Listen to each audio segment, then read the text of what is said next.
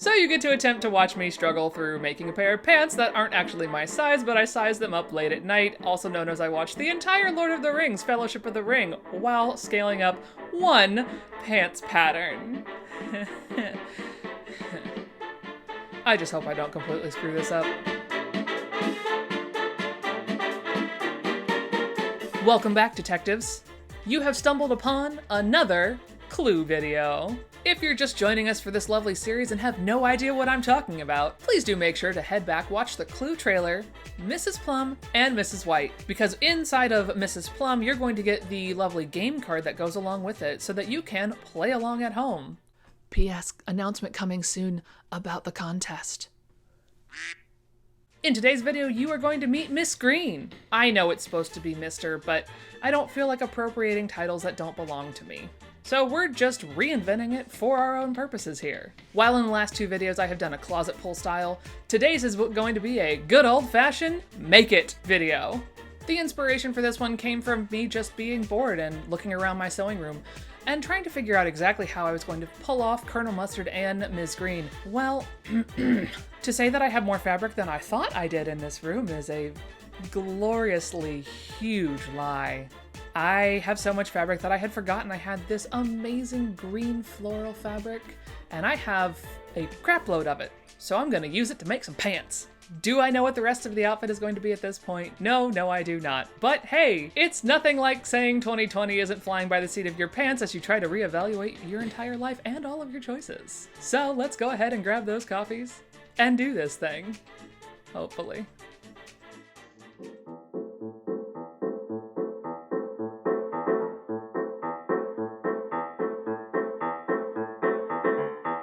After some deliberation, I decided on keeping Ms. Green,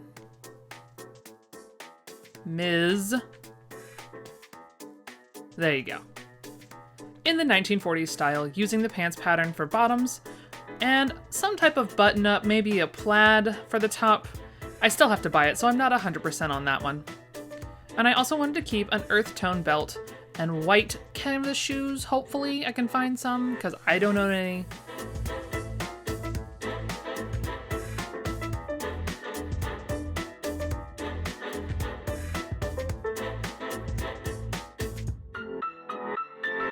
So on day one, we had a lovely adventure of let's pull out the pattern and attempt to size it up. It went about as terrifyingly inaccurate, as you would expect. So what I ended up doing was absconding with my dining room table, turning on Lord of the Rings Fellowship, and getting through these things. Now, of course, I am not going to be that person that goes through and chops up a perfectly good vintage pattern to size it up for myself. No. I traced it out carefully as I could. I did iron it. It didn't always want to go back to the way it is, but that's how it kind of goes sometimes with ironing. They don't always want to go back to their original lines. But fabric, thankfully, is a little bit on the forgiving side. However, irons are not.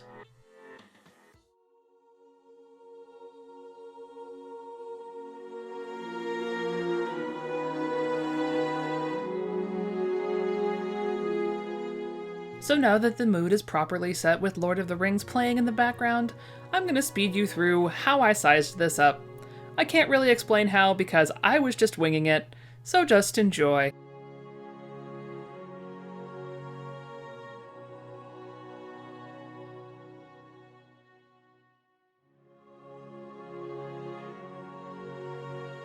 So when I wrapped up this puppy at 1 a.m., I decided to go to bed. On day 2, I decided that it was time to make that mock-up. I also decided to release an entirely new video that had nothing to do with this series. So I sort of dove into that instead. If you haven't watched the pattern storage video, give it a watch. That way I show you exactly how to safely store your patterns. And then I dove into the mock-up at approximately 8:30 at night.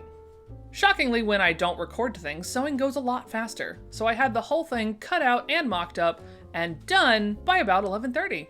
So hey, upside. Did I only use basting stitches and not really backstitch along the side seams? Yes, I did. Are all the darts And front pleats, pinned into place because I couldn't have been bothered. Absolutely they are. And did I absolutely pin up one side because I forgot to run the basting stitches all the way up to the top since I wasn't going to add a zipper or pocket to these mock-ups? Yes, yes indeed, I sure did. So safety pins and all, here is a look at the pants. I actually don't think they turned out too terribly. I'm a little on the extra fluffy side at the moment, but I think they still do a relatively well job, and as I try and go back to some normal level of human activity, I think they'll be perfectly fine, so I'm not going to stress too much about it. I'm not really sure how I feel about my ability to scale things. I'm not sure if I did a good job, or if the fabric was just very forgiving, but I do know the fabric is very sheer. So I have stretchy pants on under these, because see-through. This is also why I'm not really going to turn these into an actual physical garment, because I don't like flashing my bits to everybody. It's not my thing. But overall, the mock-up made me happy enough to dive into the project.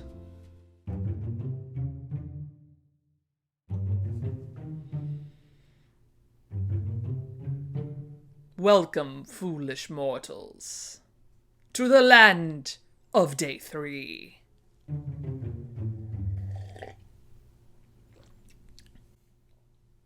Did I get a new mug to do an entirely different slogan? It's very possible. So here we are, Day 3. And now, I actually have to cut out the daggone thing and put it together. Which after last night's endeavor through the mock-up situation, I'm not as concerned. I do think I was not good at lining up the darts, as per usual. And I do think I'm going to sew the whole thing with a 1/2-inch seam just to give myself that slight bit extra of breathing room. I also intend to make sure that I add one pocket at least, and then we'll have the slide fastener on the other side. I didn't bother to size up the waistband. Unclear at this point if that was a terrible idea or not, but I really don't care, so we're just gonna move on. Once I laid out my fabric on the floor of my lovely room, please ignore the piles in the background, I was really concerned that it wasn't gonna fit folded over, but I figured I'd give it a shot. It fit just barely. But the upside is that means I only had to lay them out once instead of twice, which always makes me happy.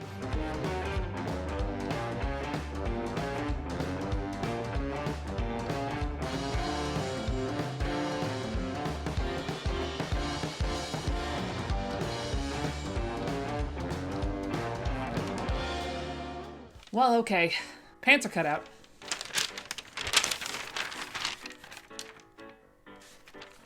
Now I have to deal with this thing. So in my infinite wisdom, I opted to not size this up. I'm regretting that decision now, but, oh well. Oh yeah. Hi, Rachel.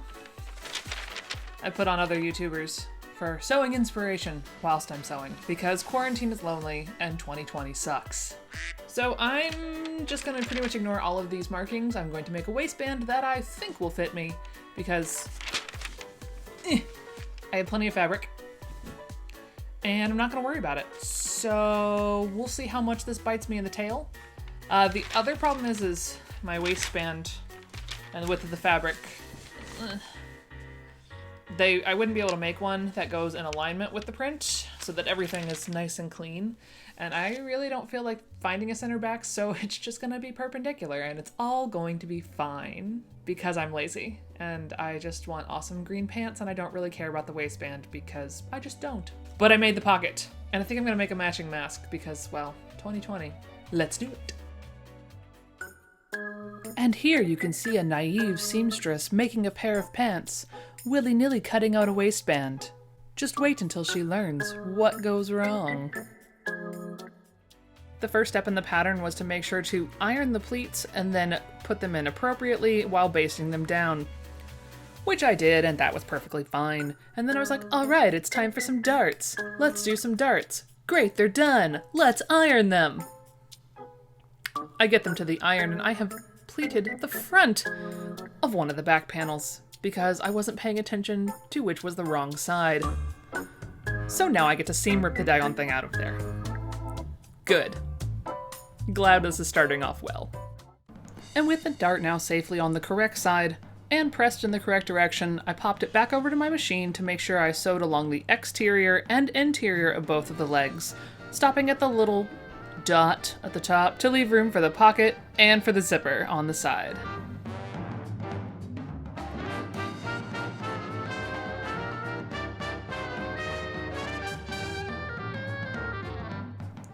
Now, unfortunately, as I was pinning the left and the right sections together at the center, I realized then exactly how poorly I had done at sizing this, because I'm pretty sure that pants are not supposed to come to a little point at the middle. They're supposed to be a nice curve all the way around.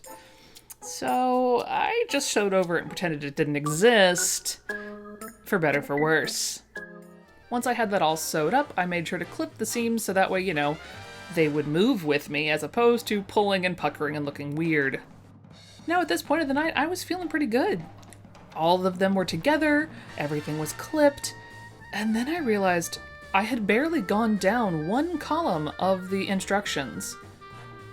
I still had 2.5 other columns to go. So, yeah.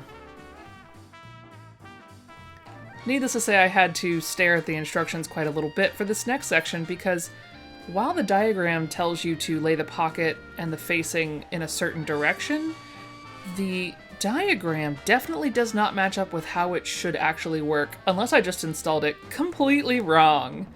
Which, upon finishing the pants, I don't actually think I did. I think the diagram was just incorrect. To finish the pocket shenanigans, what I did was I actually did the facing the way that it looked on the diagram it should be, which was the wrong side of the fabric is on the opposite side of the drawing. The right side of the facing is visible from either side because if you're opening up the pocket, you want to see the right side of the material, not the wrong side. And then you have the conundrum of, well, if you're sewing the back half of the pocket to this whole situation, how do you not accidentally sew those things shut? So I did a little pin to the front to kind of keep it away from the line that I was sewing. It did work. My pocket doesn't look ridiculous, and I didn't sew it shut. So we'll just count that all as a win.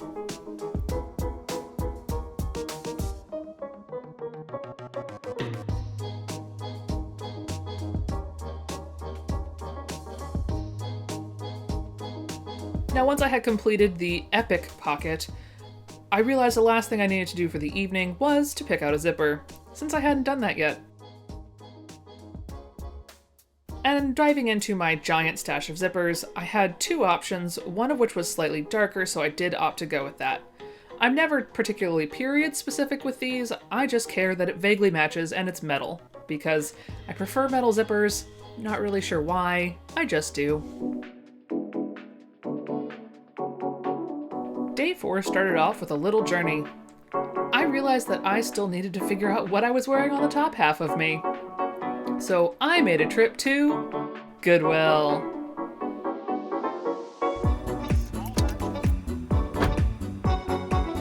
Oh, I'm sorry, wedding dresses, you didn't deserve that. Wait, they want $50 for you? Oh, heck no. So tootling through the aisles, I found a couple of interesting things, a hanger that didn't want to go back where it belonged, and this amazing little green plaid shirt number, which shockingly was in my size. And because of the times we live in, I couldn't try it on, so I just had to hope. I spent much longer than I would like to admit inside that Goodwill, but here's a little bit of a perusal for you.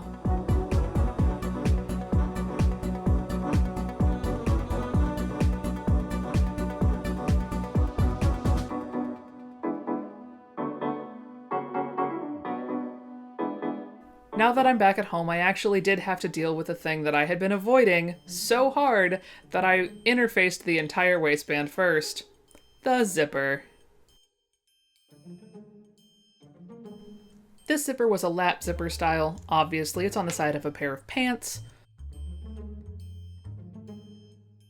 And it was almost comical how incorrect the directions were. They were like, here, use 1/16 of a fold over and a little more than a ½ inch on the other side. And I'm like, nope, I definitely didn't do that.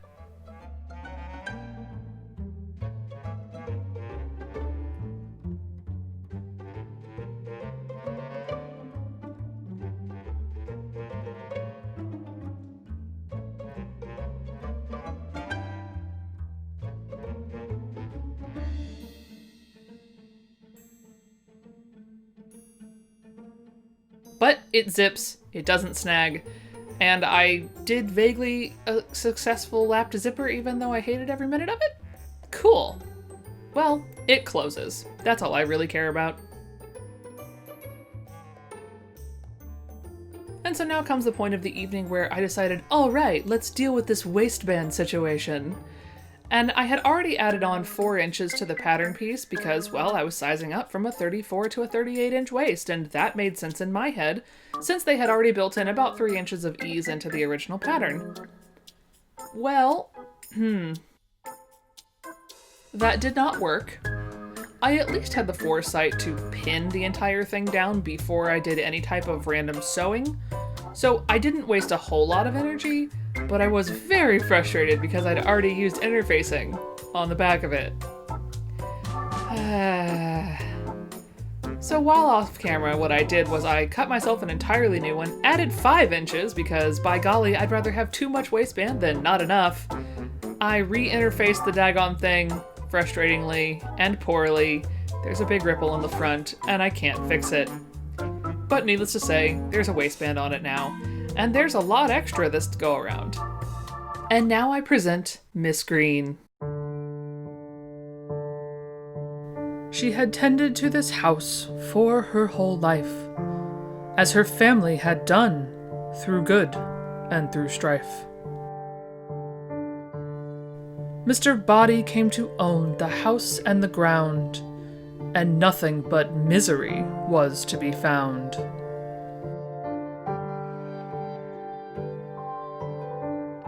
This garden was the one thing that brought her some joy, since she had been under Mr. Body's employ.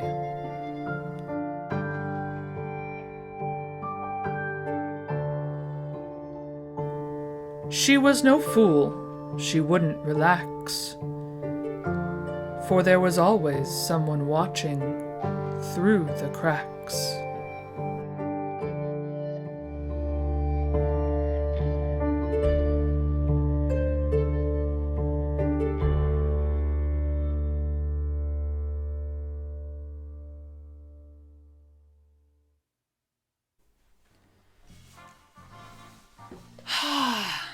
All right. Did I wait too long to film this outro and now it's really dark and I had already taken my hair down because I completely forgot to do it? Yes, indeed I did. Anyways, so my final thoughts on the project are, I really enjoy this 1940s pants pattern, in theory. In practice, I am not a big fan of the 2 pleats on the front here. I am also I'm not good at scaling things. Let's just put it at that. The only upside is I somehow managed to hem them relatively evenly. I do really enjoy the pattern. I will go ahead and finish taping it up and save it for future because I do think I will make it again because I do like the way they fit, and now that I know the little foibles of these pants, I can probably avoid a little bit of it. And even though I did make that mock-up, it was not as easy as I thought it was going to be. Maybe next time you should do the waistband, Stephanie, because that's where the real problems were. If you enjoyed this video, please feel free to share it with someone that you think also would enjoy the mystery before we solve it on October 30th. Click the like button so that way I know you liked it. Hit the subscribe button so you don't miss future installments. You can hit the bell notification too if you want. Sure, why not? Thanks so much for watching, folks. See y'all next time.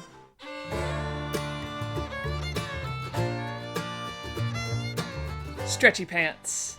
Do you know I'm wearing them? Not unless I told you. I don't know why I needed to start with that, but apparently I did. Stretchy pants. You totally can't see that, and ow, my hip. I'm old, I can't do that. Oh, okay, composure. This thing I'm supposed to have. Not helping. Welcome back, sleuths. Oh, that's terrible. No, gumshoes. Can't say that with a straight face. Welcome back, gumshoes. No, that's nope. Detectives would work. I need a good hat though. All right, well, we'll just get over the fact that I don't own enough hats, apparently. I also will going to, that's a great sentence.